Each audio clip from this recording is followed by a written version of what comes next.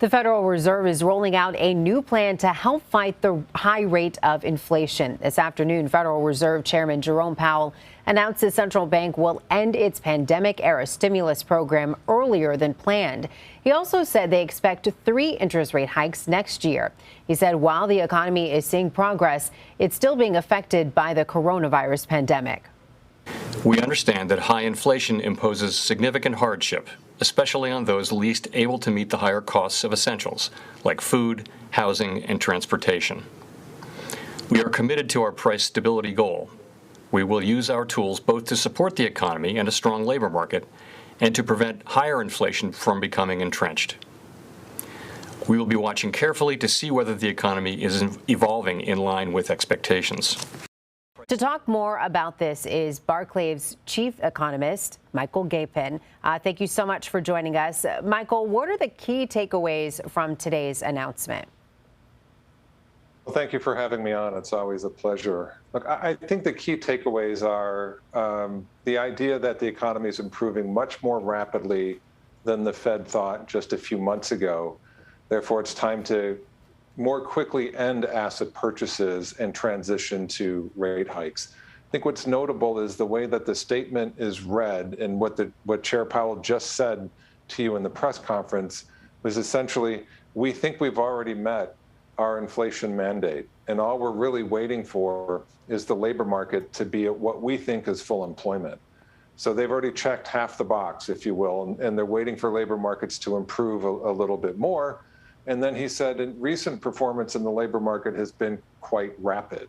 What that suggests to me is there won't be a very long time between the end of asset purchases and the beginning of rate hikes. We actually look for the first rate hike to come in March. So those, I think, would be the main takeaways as I see the statement in the press conference so far.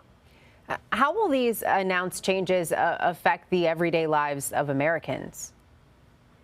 Well, I think obviously what is of foremost concern, there's a balance here from the Fed. Let me start by that. In terms of affecting average Americans, the Fed has to deal with an inflation problem at the moment where inflation pressures have risen a lot more than people like myself and the Fed thought coming into the year.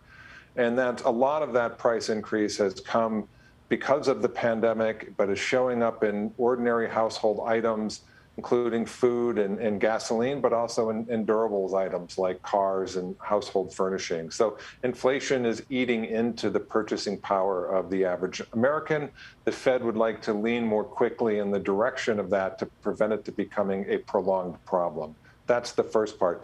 But that in some ways puts the Fed in conflict with what it wants to do in labor markets. It knows that there are a few million workers still sitting on the sideline waiting to come back in. The quicker the Fed raises rates, the harder it makes to bring those workers back into the workforce. So I think they're trying to balance these two, getting at the inflation risk problem, while also not choking off what they see as very rapid improvement in labor markets. So if they can split the difference here, I think they'll be in good shape, and I think the average American household will benefit from their policies. So, Michael, I know you're stressing balance. There's always the possibility the Federal Reserve could do too much to slow inflation. Based on what we heard this afternoon, what concerns, if any, do you have with this plan? Well, I would say that the concern would be that inflation really just isn't a monetary phenomenon right now, that what caused inflation to rise is really the pandemic. It shifted all of our buying to goods and away from services, and it created supply chain bottlenecks globally. That's what really caused inflation to rise. So what will bring inflation down really will be solving the pandemic, learning to live with the pandemic in a way that would mean we rebalance our spending to more services, fewer goods, and some of these global supply chain bottlenecks go away.